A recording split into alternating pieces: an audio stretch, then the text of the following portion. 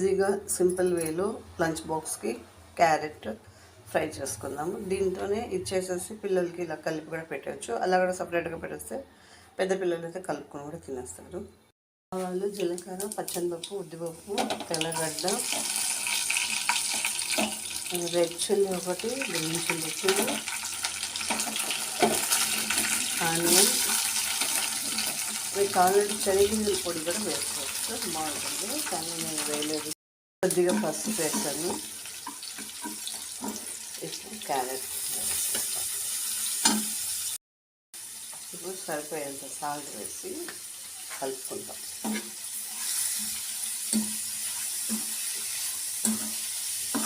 Almost all ఉడికిపోయింది. ఇది ఇంట్లోనే నేను కొట్టించుకున్నాను మిరప్పొడి, ధనియాల పొడి. మినిట్స్ మూత పెట్టేస్తాము. చిల్లీ పౌడర్ వేస్తాం కదా, మూత పెట్టేస్తాం.